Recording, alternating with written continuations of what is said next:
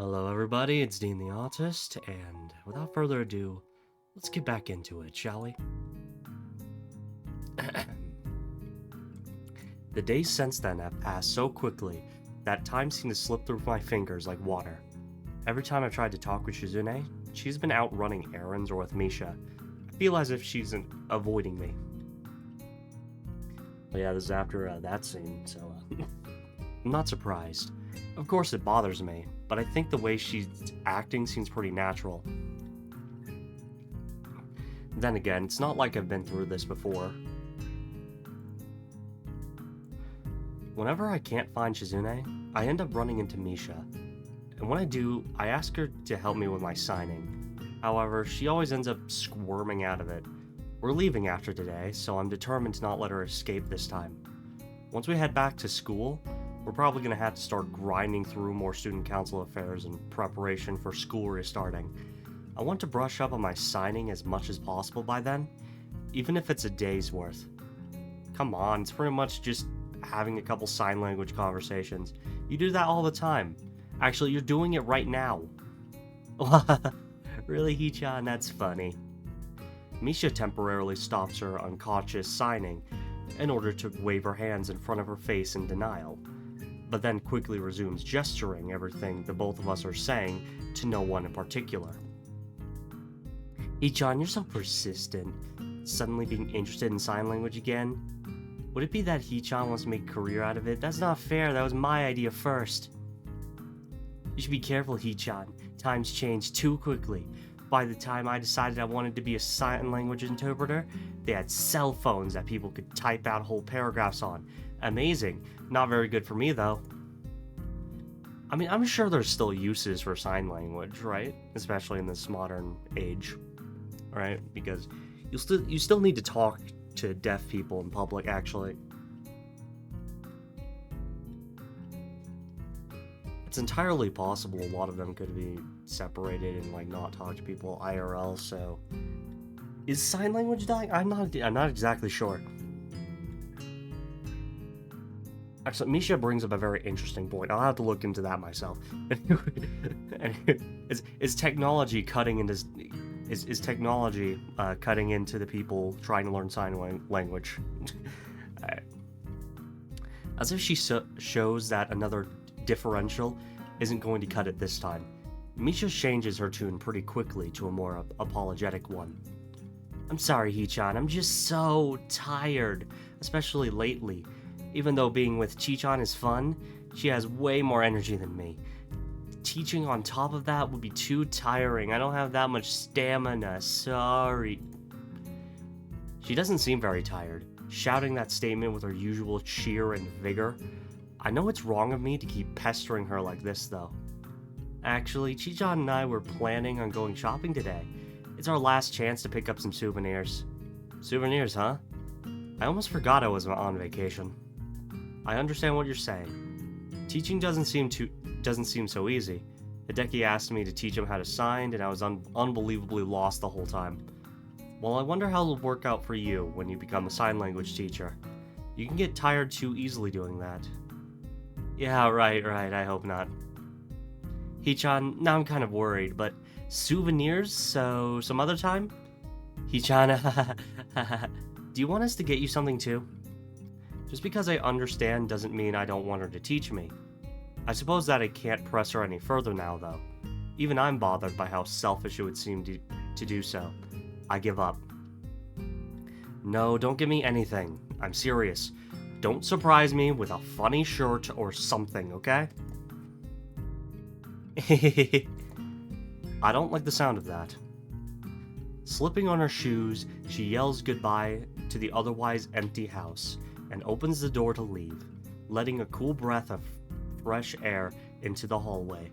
A tuft of dark hair peeking from the doorframe tells me Shizune is waiting for her outside. Good morning. Misha translates for me from beyond the doorway, and Shizune turns around to give me a small wave. Even though it's different from her usual offhand greetings in the smallest ways, there is an unmistakable hesitation there. It leaves me with a vaguely empty and distant feeling. Hee-chan, you're up early. Am I interrupting a conversation? I was trying to get Misha to teach me how to talk to you, but I guess I was getting impatient, and it could wait. You two were planning on shopping today, anyway? Having Misha there, I forgot to sign my words as I say them. Unfortunately, since Shizune moved to fill the doorway, Misha is behind her. This brief misalignment in our positions means that what I'm saying is totally lost on her. I don't understand you at all. There are things I want to say that I can't put in a way she would understand, and there are entire conversations that she could have that would go right over my head. I want to tell her now that it won't be that way for much longer. Instead, I just say never mind and tell them to have a good time, then wave them off. It seems like everyone is out for the day, so I sit down on the biggest and most comfortable looking chair in the living room with a book. Not a sign language book, but one of the novels I checked out of the library my first week. That was so long ago. I should really start chipping at the pile of books I borrowed, or at least return them. Oh boy. 16 pages in, Jigoro walks into the room, a stack of papers in one hand and a sword twirling idly like a baton in the other, casually shaking water from a recent shower from his hair.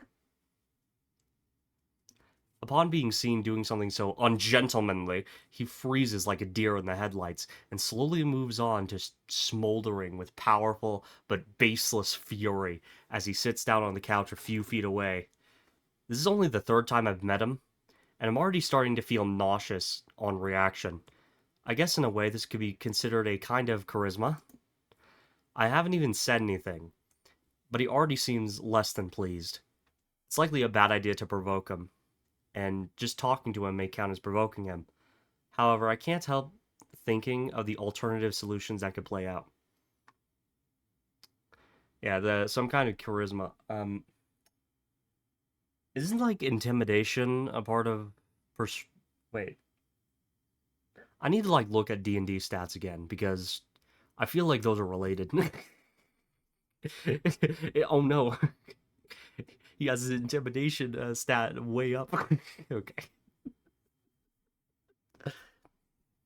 I haven't even said anything, and he already seems less than pleased. It's likely a bad idea to provoke him, and just talking to him may count as provoking him. However, I can't help thinking of the alternative situations that could play out. Let's say I don't open my mouth at all, and walk away. Maybe to go read in my room, or outside. That would definitely go down as an unforgivable insult. He would probably tell me to hold it and destroy me. Either way, not too polite on my part. What are you reading? The draft of my autobiography. It's a story of a man who wakes up to find an uninvited guest in his living room, sitting in his chair, and reading shallow literary dreck. I've barely started reading the book. I don't even have an opinion on it yet. I can already see how this conversation is going to play out, so I might as well try to steer it in a different direction. Where's the decky? You even ask questions rudely. Disgraceful! That aside, why would you even ask me such a stupid question? How would I know? Am I my son's keeper? I mean, if your son is a minor, then yes. Yeah, you should know where your kids are. Like, how young is Hideki? Like, Hideki can't be, like, any older than, like, 16, right? Like, he's pretty short. Anyways. Well, you are his dad, and it seems like he does live here, so... But I guess I can't say that, as tempting as it is. I give up. I already tried to make small talk with him and failed. It's like trying to talk to a brick wall that also hates you. That is my cue to leave and sift through my wallet to see if I have enough money to go to a movie. As I'm about to stand, I have second thoughts. I'm too tired to go through trying to smooth over my problematic situations by trying to continuously walk away from them. It's hypocritical of me to get upset at Misha for trying to defer things when I even run from my own girlfriend. When Jigoro attempts to stop me, I'm almost glad, even though I no longer have any intention to leave. Wait. He says it with plenty of authority, but nothing else. As if it's just a particularly commanding afterthought. Only a very powerful or very arrogant person can tell someone to hold on in such a manner. I'm sort of impressed. You are in the student council with Shizune, aren't you? What's your job there? I don't think there are specific roles other than president. Shizune is always trying to round people up to help out here and there. Usually we might get like one person to pitch in, but otherwise the three of us do whatever needs to be done. It's crossed my mind a couple times. When I first met her, that Shizune's disquietingly and analytical stare might be because of her deafness, but it turns out it's a trait shared by everyone else in her family. And that is okay with you? Why wouldn't it be? You, Shizune, and that pink-haired girl. Is that really your entire student council? With a student council that small, they wouldn't even bother to hold elections. I'm going to take a guess and say you didn't join the student council. Shizune drafted you into it. You said you don't know what exactly what your title is. Okay, so in my high school, of course we had the president, we had the vice president, we had the treasurer, and there was a fourth position. I don't remember what that like fourth position was, but there was like 4 of them. So, yeah, I'm not sure. That makes sense. I suppose if you weren't even elected, you couldn't be expected to know. After all, if you are not elected, you aren't really anything. Actually, was it student representative? Okay, so like, of course, everyone in the school could vote for the representative, but I think only members of the student council could vote for the other positions. So like everyone had to vote for the student representative, and yeah, I remember that. Yeah. I know that might sound weird, but like that's pretty much what happened my first year. I didn't vote any of the other years because I stopped going to student council. So that makes sense. I suppose if you weren't even elected, you couldn't be expected to know. After all, if you're not elected, you aren't really anything. No one's going to respect a student council like that. An unelected body of 3 people trying to scrounge up the equivalent of temp workers. It must be a sorry school if 3 kids having a tea party can handle every issue. What's how small it has had to do with anything? If the student council gets things done, isn't that enough? It's not a game either. Maybe you should actually come to the school one day. If you get there on the right days, you might even be able to see what Shizune is able to accomplish. Do you think I have so much free time that I can afford to waltz over to your boondocks and watch my daughter's feats of self-aggrandizement? I have never been more disgusted in my life. What you're saying is they might not have a student council, but the fact remains there is one, and Shizune got elected into it. And for her, it isn't a meaningless position. In fact, she works very hard for it. You sound like someone who voted for her. No, I wasn't there for that. You didn't even vote for her? Well, besides that, why don't you ask Hideki about this? Shizune has wanted to be a high school student council president since middle school. She would have him read all our practice speeches, wasting his time. For what reason? This whole time, he hasn't even looked up from thumbing through his manuscript. It's getting increasingly frustrating. Because it isn't a game, we don't run the school, but it's not like we're just playing at it and not taking it seriously.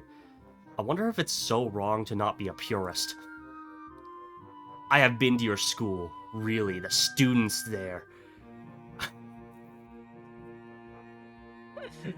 Oh my god. Throw the worst at me. Throw the worst at me, Jigoro. I can already think about a million things you might say, and I'm preparing for my heart to sink on hearing any of them. It's funny. There are probably things I've thought of before. They don't even have cleaning duty. You know what? That's fair. Right? What was it like? I think it was Japanese schools. And it might be like other Asian schools, like force the kids to clean up after themselves. And, you know, I think we should start doing that in the States. Like, as someone that does work in the school system. Yeah, I think we should start having some sort of cleaning duty for the students in the States in order to teach them that that, like, you know, about like cleanliness and like, oh yeah, you can't just like leave your everywhere. What's going to happen is that you might get stuck cleaning this. So I think we should bring it back for, I think we should bring it to American students. But it's probably not going to happen because we have a ridiculously individualistic culture. But still, like, as shitty as Japanese culture is, we should bring this cleaning duty to American students. That's my hot take. That was not what I expected at all. He's also wrong. They do. I should know. I get to skip out on it since I'm in the student council. The concept of being wrong confuses Jigoro. I should take this opportunity to go on the attack. It's really odd that I'm thinking this way about a simple conversation. Sounds like the last time you were there was really some time ago. If you can leisurely write some memoirs, you can talk to Shizune now and then. Don't you think she has stuff to be proud of? That's how young people are. We have things to be proud of. If you're writing an autobiography, you should get that. Such an opportunity and I blew it. I don't know how I was expecting him to react, maybe introspectively, but Jigoro only grows angrier by the second. Yet as he does, he also seems calmer, in a way. More sure of himself and in control. Who do you think you are to assume my life is so easy? You haven't even read my biography. Yet you are able to tell how I should handle all my affairs, including dealing with my own daughter. You can never understand. Even if I were to get up from this couch and walk over to you right now and punch you in the forehead with brass knuckles with a condensed edition to my life story on them, leaving my biography imprinted in your face, you would not understand. For 12 years, Shizune did not even talk to me, even though I hired multiple tutors and interpreters for all sorts for her to try to get her to become normal. It isn't as simple as you think it is. If he does not want to bother with me, then fine. I assume that is normal. When was the last time you talked to your parents? It's been a while, and I feel ashamed. More so that he caught me then at how easily I could have dropped my parents a phone call or sent them an email, or even a letter, and haven't. This knowledge only makes me feel more ashamed. I thought so. If I wanted to see my parents, I couldn't. This is different. You aren't that far from her. It's one train ride away. That is enough. No means no. You are very persistent. If only it was about something that mattered. I can't see that you have learned from my daughter aside from that, and how to backtalk people. Is that it? The answer is yes. I wasn't this persistent or argumentative before meeting Shizune and Misha. After all, prior to meeting them, I just experienced a small death. It's a mystery as to why I refused to join the student council in the first place. Possibly, it was from trying to get away from their nagging as much as that I was able to get my energy back. It's a cute idea. Then I think again about why I'm still here. Arguing with Jigoro is pointless, yet I think I almost look forward to it. And he is right. I cannot understand him. Even if I did, he wouldn't care. I'm a louse that crawls on a whale. Wholly insignificant. He has a confidence that I don't have. Shizune does. And it could be the reason why I'm here now.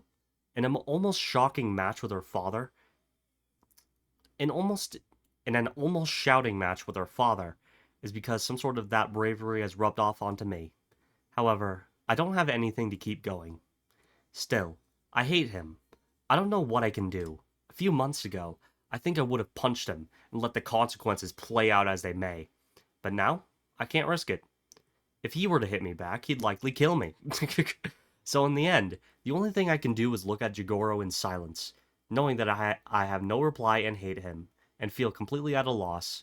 Oddly, he takes it as defiance. Fine then, have fun with that. Picking up his sword and using it to pull himself to his feet, he turns and casually saunters out of the room. I want to throw my book after him, but I'm happy to finally be alone, even if I'm not in the mood to read any longer.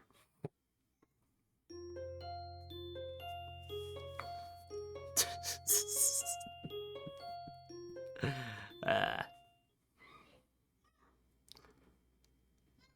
our return trip to the school keeps getting delayed one way or another. Shizune and Misha come back so late that there's no use in even leaving, and we end up staying another day. The morning after, we missed the train by a single minute, and then the next two don't arrive.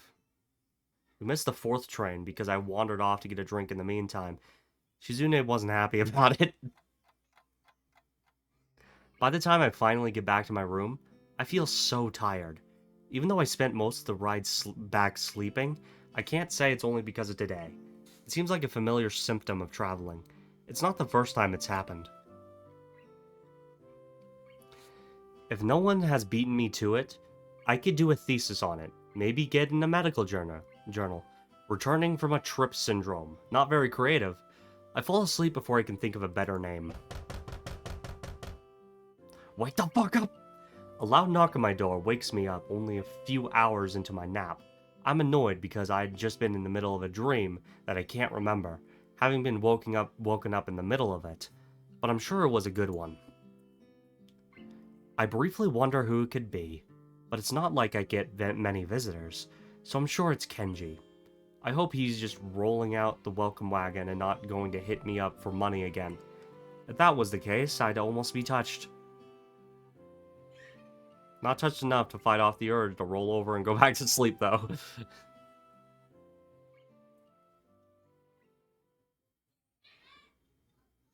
A few hours after that, I wake up again and immediately spot an envelope on the floor. It must be something that came in the mail while I was away. That's Shizune and Misha's department, so I wonder if they dropped by to give it to me. Or maybe someone filled in for them in their absence and told Kenji to pass it along. When I pick it up, any remnants of sleepiness in me instantly vanish. Even if the name of the sender wasn't on it, I would have known who it was from looking at the envelope itself, realizing why it looks so familiar, by recognizing the delicate handwriting addressing it. It's from Iwanako. At first, I can't believe it, but it wouldn't be too hard for her to track me down if she wanted to. Of course, I hadn't thought that she would want to. She was maybe my girlfriend for all of 5 seconds. After that, we barely spoke to each other.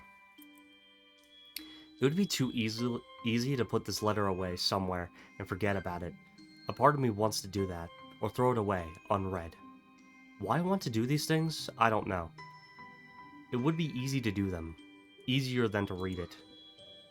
Slitting the envelope open with the tip of a pen, I'm surprised by the length of the letter that spills out. Yeah, this is the same letter. Oh boy. The small talk makes me feel nostalgic. It's almost like I'm in the hospital again. Every now and then, Iwanako would drop by and give me the gist of what was going on in a class that, even then, I had an inkling that I would never return to. Yeah.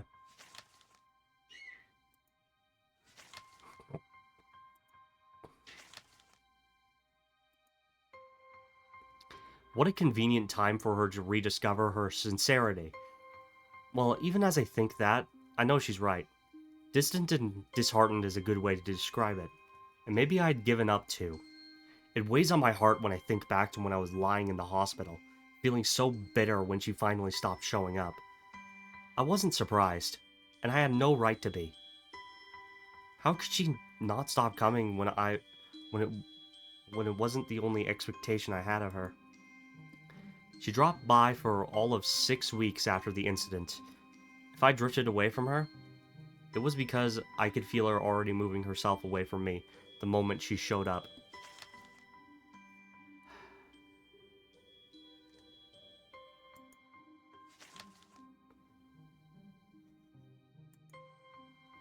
It's a strange feeling. I know that I'm never going to hear from her again. If she really wanted to keep in touch, she wouldn't have picked a medium like snail mail to do it through.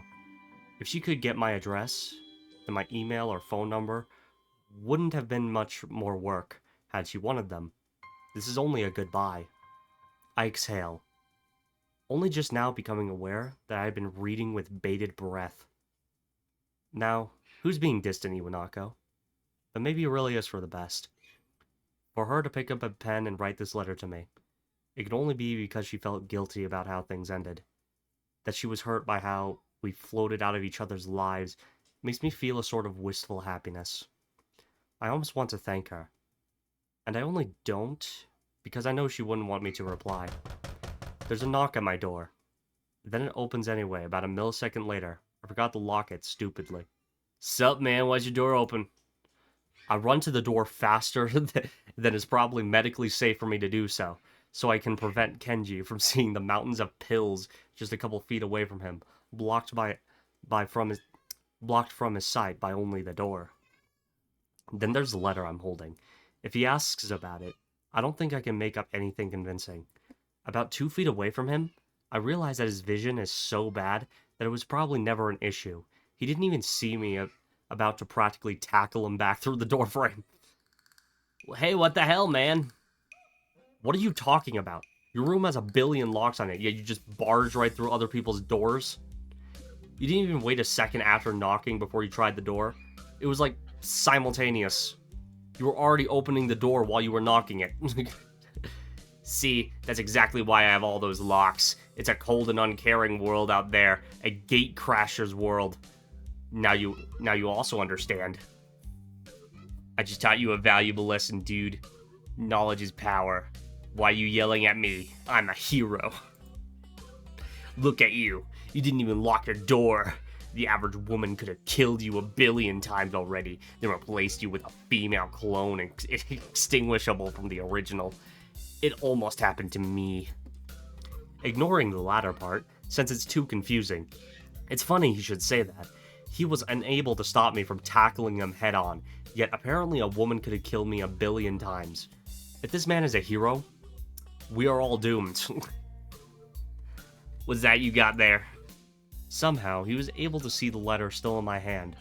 With how I've been waving it around, that is no surprise. I fold it back up quickly, but take care not to whip it behind my back or anything else. That would be too suspicious. It seems like I'm jumpier than I thought about Iwanako writing to me. I got a letter. Oh yeah?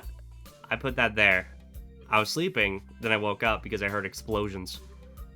I put on my helmet and then peeked outside to see what's going on. But it was just that student council woman banging on the door. It was the one without pink hair.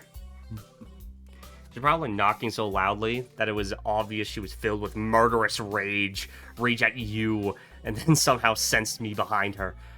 And I tried to escape, but it was too late. She caught me and started pointing at the door. I opened my mouth to tell him that she's deaf, but decided not to for various reasons. I didn't really get it, and she got more and more pissed off, like an old man trying to use a touchscreen phone. As unfortunate as it is, unfortunately, this stereotype is going to be retired. Just like the old people, because all the old people are on touchscreen phones now, and they're getting addicted to gambling, social media, and like seriously, if in case you don't know, there's like a large number of retirees that are addicted to screens now. Like it is a serious problem. Anyways, what to do? She was going to kill me and replace me with a woman version of me. But then the sunlight reflected off my glasses and blinded her, saving my life. It was like, behold, optic blast. I don't know how someone with glasses can be hurt by glasses. She uses them too. She should be immune to their death rays. But whatever. She gave me this envelope with her name on it and just left. Clearly she was out for blood, so I lied and said you were away. I think you were away, right? I've been trying to ask you if you wanted to help me with my homework for a week now, but I kept getting no answer. Welcome back, man. Thanks. Yeah, so she gave me this envelope that had your name on it. I didn't want to hold on to it, because what if it was a bomb? So I just shoved it under your door when she was gone. I was going to tell you, but you got back before I could. At least it's not a bomb. Gee, thanks. I'm not going to help you out with your math homework, because what if your math textbook is a bomb? He looks devastated, And also, like he's considering the possibility that it really could be a bomb. I guess it's possible since no one really uses their math book all that much. I throw the letter on the dresser behind me and turn to leave, swinging the door shut behind me as I do. It collides against the tip of, of Kenji's shoe and bounces back open, while he hops around for a bit, acting like it hurt way more than it should have. Before I know it, he's already inside my room. I'm powerless to stop him, before he scoops up the letter, strangely ignoring the towers of pill bottles surrounding it. Don't just read mail that isn't your own. Come on, what is it? A love letter from your girlfriend? Did it include any photos? Sexy photos? Oh my god.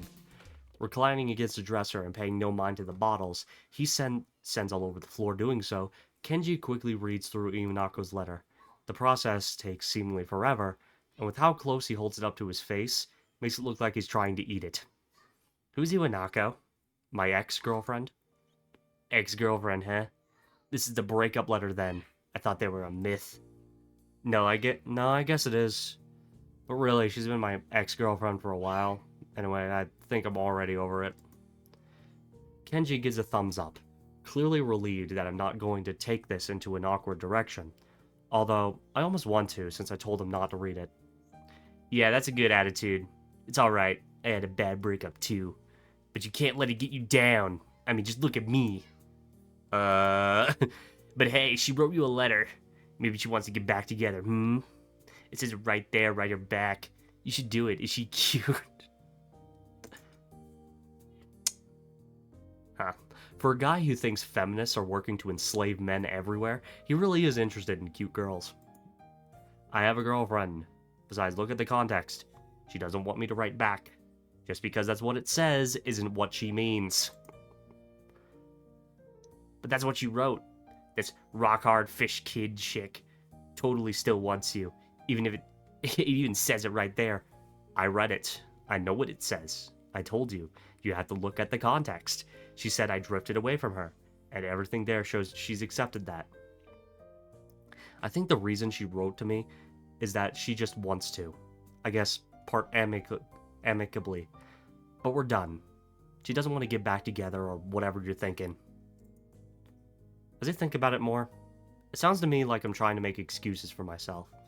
That's not a good place to be. I'm positive that she doesn't want me to write her back. I can live with that. If I were to write her back and get less of a desirable response, then no response then. I would just be crushed. Perhaps the fear of that is why I'm trying to justify my decision. It could be, but I don't want to think about it. The thought is oddly repulsive. Why is this such a big deal to you anyway? Because you should write back to her. She wants you too. I want to see what that response is going to be. Damn, it doesn't even have to be a nice letter. That's cool too. But you could write an angry letter and call her out. That's my new attack strategy. I'm just gonna call women out. You should try it.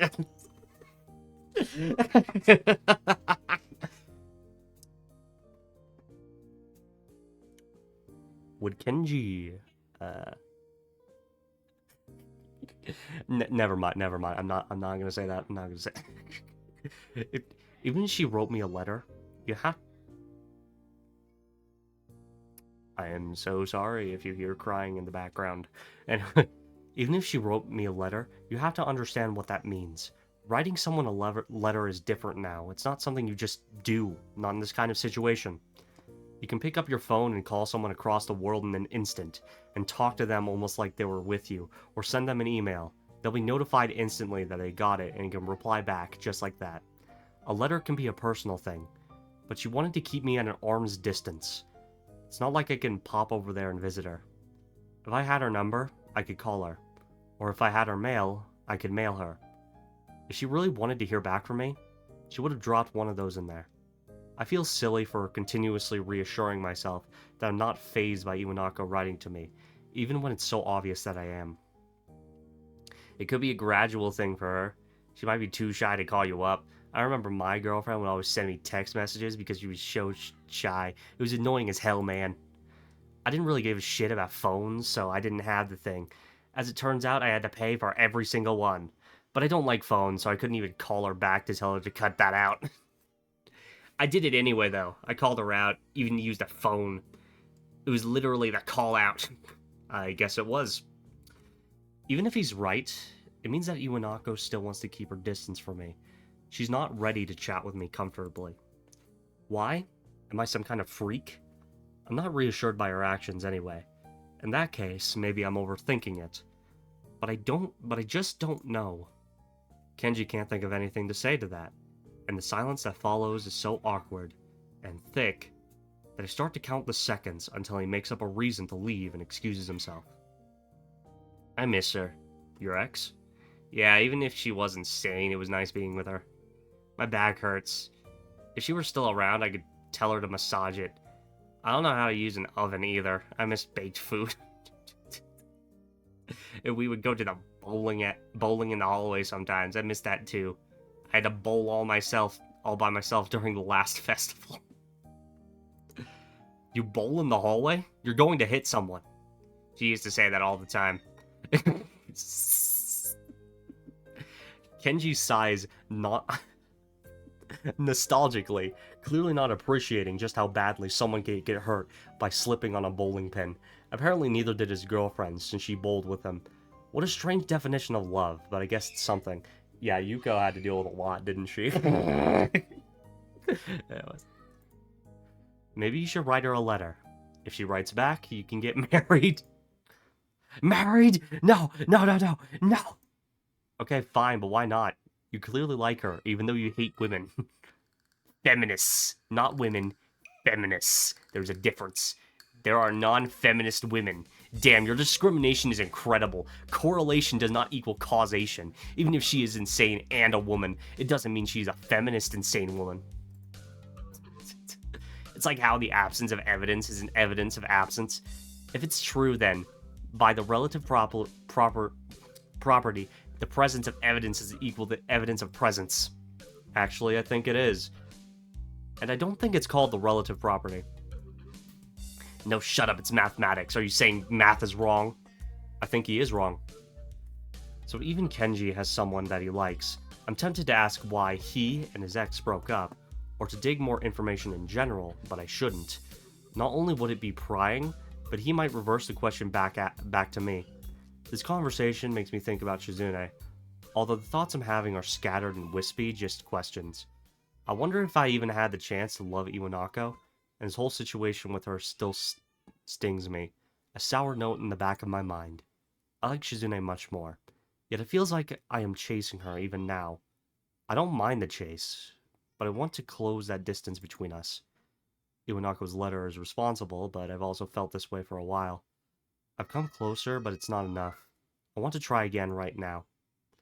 I tell Kenji to get out so I could...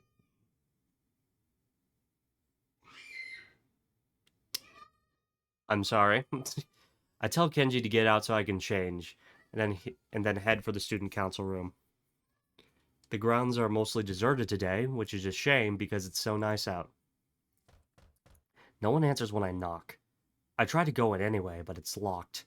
When I pull my hand away from the doorknob, it's covered in dust. It looks like no one's been here since we left. Since I'm already out here and dressed, I may as well get something to eat in town. My wallet is back in my room, though. On the way there, I stumble across Misha sitting down behind the main building. Her eyes are closed in sleep, and she looks very tranquil. It's always been hard to picture her not constantly bouncing around or hopping on the tips of her toes impatiently. My first instinct is to call out to her and ask if she's seen Shizune, or if she wants to go into town with me. But now that I've seen her, I don't feel like disturbing her. I leave her alone.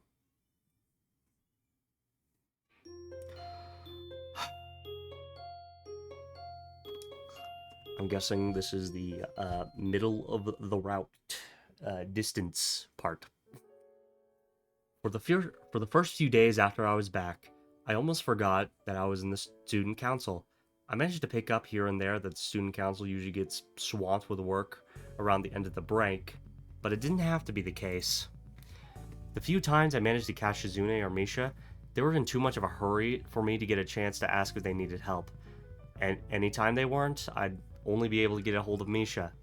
Shizune would either say something about how there was work, but it was so little that involving either Misha or I would only bore us.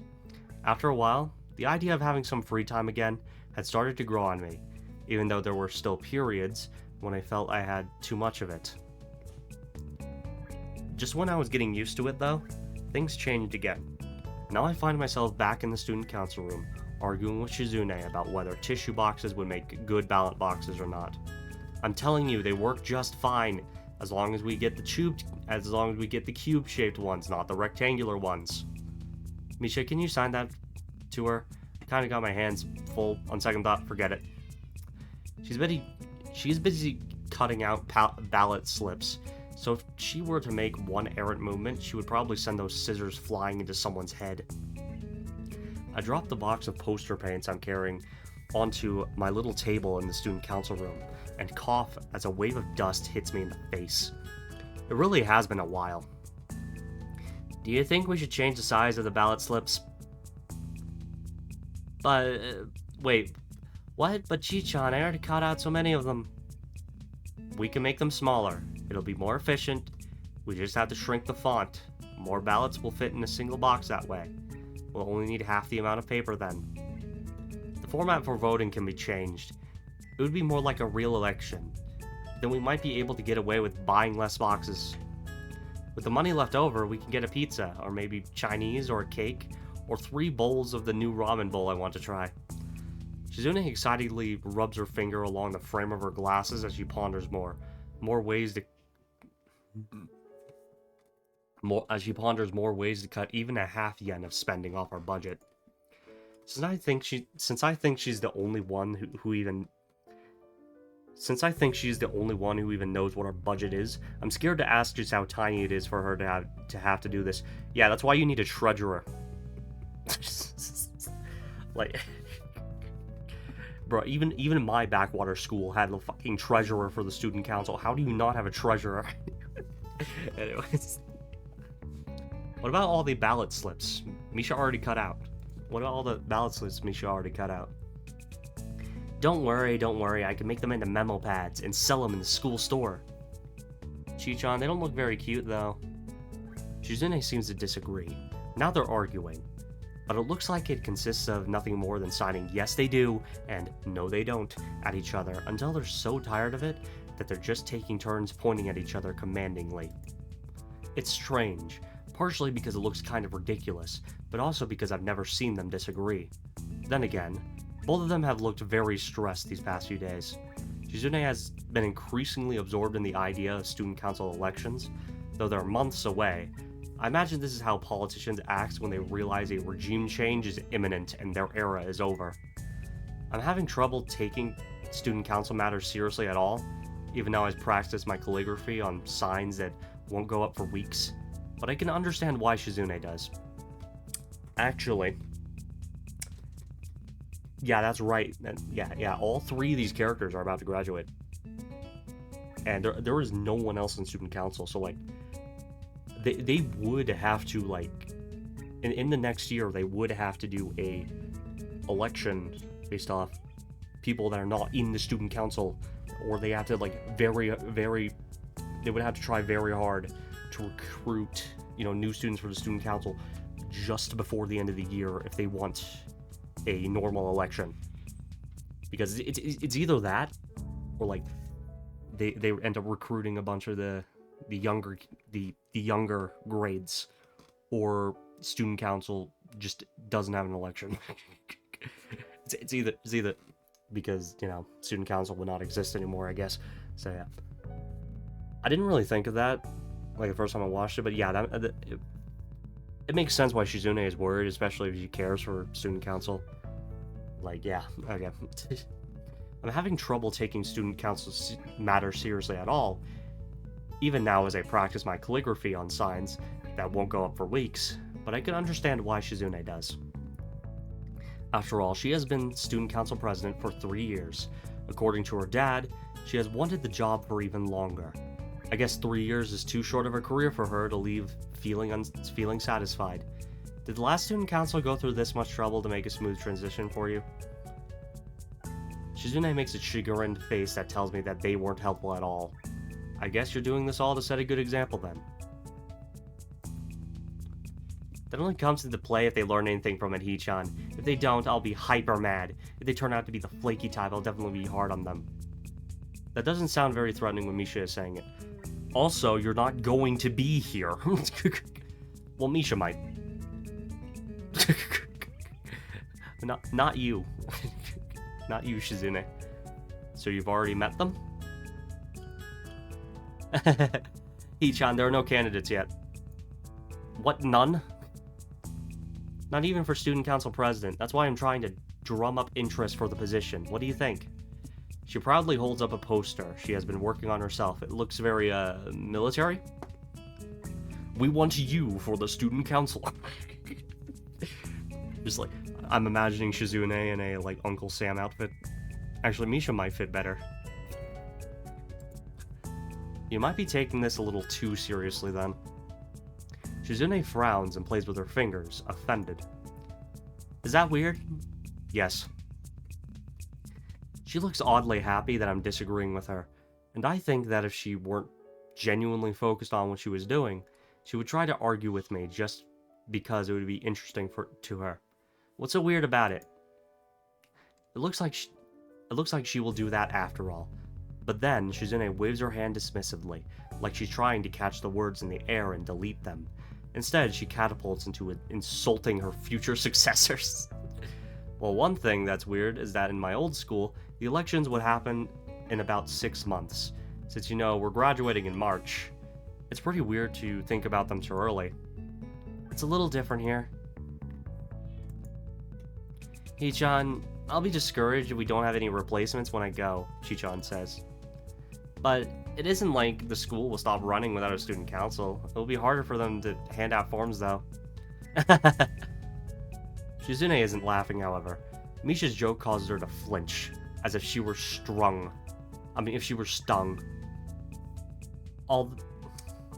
Though Misha didn't mean for it to come out that way.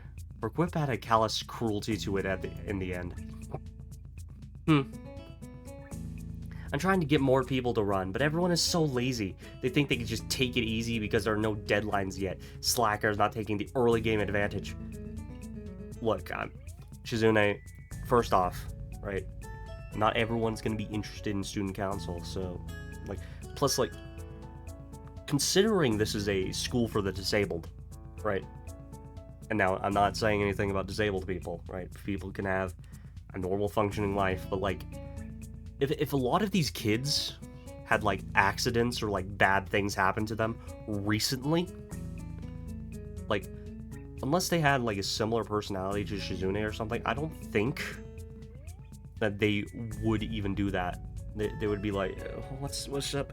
Like, especially in the beginning of the game, right? It is mentioned when Hazao enters the male dorms that a lot of these kids, they don't want to interact with anybody, right? It's just, like, they live, like, then again, it's mostly inside their own heads, but they pretty much live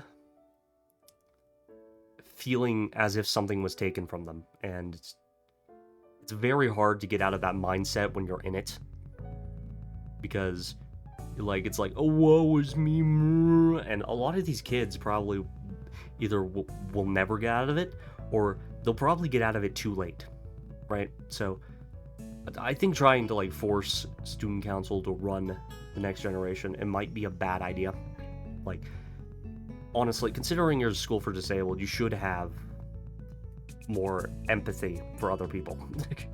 Because, you know, like, a lot of them, they're trying their best, and some of them, yeah, they're just, like, in bed rotting, but I mean, whatever, just, you know, like, then again, like, a lot of them could just not be, like, student council personalities. Like, I tried it half a year, and it just didn't work out for me, so, you know, just whatever. I'm trying to get more people to run, but everyone is, yeah. Still 6 months away? If they weren't making their move now, they don't deserve a vote. Do they really think it's such an easy job that they could just do everything at the last minute and just coast into the role? Insulting, really. They're really going to be eaten alive once they have to sit at this tiny desk and see how much work they have to do. If this were a real election, they would be in deep trouble. I was reading about Japanese campaigning laws the other day. Only the bad ones for some reason. For some reason. For a second, Shizune was talking like her father there, and it was coming out of Misha's mouth. Creepy. Well, first off, Shadow Shogun, you can't really make that call. They'll be elected. Second, it's just a school election. It's not like they're running for city council or the diet. I don't think Japanese campaigning laws apply. Third, although I don't want to say it, I'm nervous that Shizune is so enthusiastic about this, talking of elections and votes. According to her dad, she wasn't elected herself. Come to think of it, I can't remember Shizune ever saying she was elected either. Then, did she get this position by being recruited into the student council? And having it fall apart until she was the only one left? Somehow I never considered it. I don't know what to think about that, but it wouldn't surprise me. There are only 3 people strong now. If the circumstances behind her becoming the student council president were that sad, I wonder if there will be any vote at all. Interest could just be that low, or non-existent really. Then all her energy would be going towards nothing. I slap an exclamation mark at the end of the poster I'm working on. It's a little plain, so I think adding 1 is okay. Actually, it still might be a little too plain. I make the mark twice as large. Still, I need you to slow down. If this stuff isn't going to be relevant for months, maybe you're working a little too hard on it. That's what I think. You're worrying too much. I don't know how to sign the word relevant. I try, but only end up flicking the long line of paint where I don't intend to. There's no way I can fix that. Misha, can you ask her that? Shizune giggles silently, clenching her teeth so that no sound actually comes out. Because there's a lot to worry about. Like what? Like usually the boxes end up looking very pretty so people take them. Have to plan for that. Oh, we should make them funny looking this time so no one will take them. How about that, Shi-chan? We can draw some weird faces on them. Or we can put a little we can put a little picture of Shizune on each one saying stealing is wrong.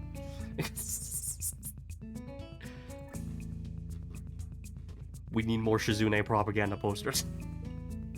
We need more. I want you for student council, and then like right next to it is another picture of her like designed in the what was it in the neighborhood watch guy that one, and it's like stealing is wrong. just side by side. No, it's not funny. It's not the only problem either. There's voter turnout, of course. And then the worst case scenario would not be having any candidates. Although it seems she meant it jokingly, from the way she smiles as she signs it, that isn't how it comes out. Even Misha understands that the possibility is very real, and though she tries to salvage the mood by punctuating Shizune's statement with a laugh, it doesn't work. What's wrong with the both of you? I was just making a joke. There's actually some interest this year. If there wasn't, I wouldn't... would I be doing all this work? I'm not stupid. When the elections are over, I'll buy everyone dinner. I'm already planning it. Even the new student council? Nope, they could buy their own celebration dinner. It'll only be for the current student council. I'll be happy once I'm through having to do all these thankless jobs all the time. Dinner just for us? Yay, it's like a little party, Chi-chan. Though her cheerfulness is obviously forced, I say nothing. For the rest of the period, which fortunately isn't very long, we work in silence. Okay. Oh no, should I continue? Okay, so... I don't know if I should stop now. Alright, so basically, the reason why I'm having issues today is I had to force myself to record. But, basically, so my family, right, you know, the people I live with, because frankly, I'm not going to be leaving this house anytime soon. I'm going to save here. You know what? There you go. Alright. You know what? Yeah, let's just stay here for now. So, then again, I'm not leaving my house. I'm still living with my parents. Well, technically parent, since my mother, but you know, I'm living with my family, right? and I don't intend to leave for a very long time. Not only because I'm autistic, but it's pretty much impossible for me to afford anything like a house by myself. And God forbid if I ever have children. So yeah, okay. So for a few months, we were raising baby chicks, and we set up a chicken coop, chicken run, that stuff, and we put it in the backyard. And when these chickens were finally able, to go outside because they were like grown and they had their feathers and stuff, they were able to walk around outside in the coop, and it was great. It was great. So we put them outside yesterday. We put these chickens outside yesterday. There was like 8 chicks. Okay. I am now going to tell you that they only lasted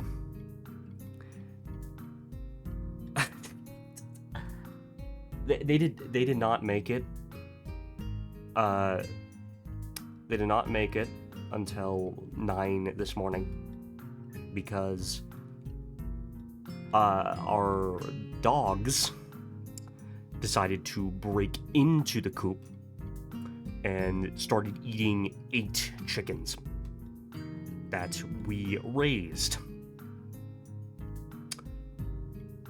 So that's why I might seem a little off this episode, because like excuse me, like we were trying to raise like these chickens so we could have eggs, right? So we wouldn't have to go to the store to buy eggs. We could just have our own eggs, right? We had named these chickens like what was it? It was I don't know like their species names, but like there was a chicken that was going to lay blue eggs. There was a chicken that was going to lay green eggs. There was a chicken that I used to mention it looked like a falcon, and there was 5 silkies. Okay, so these chickens, right? Like we got them for I think fairly cheap. We got the coop, we got everything for them. Like they were doing pretty well. Right? Right. We named them. Let's see. Let me think of the names. We named them Wing, Leg. One of them was named Turkey. One of my mom's friends named the whitest Silky Gertrude, and there was another Silky named Zippy because it would zip around everywhere. So we had like at least 5 of them were named. So, and then like they were doing good, and then the dogs decided to eat them when we did not have our eyes on them. And that's just like, I know bad things happen in life and stuff. It's like, whoa, but like, come on, man, just come on, you fucking dog, you decided to eat our goddamn chickens.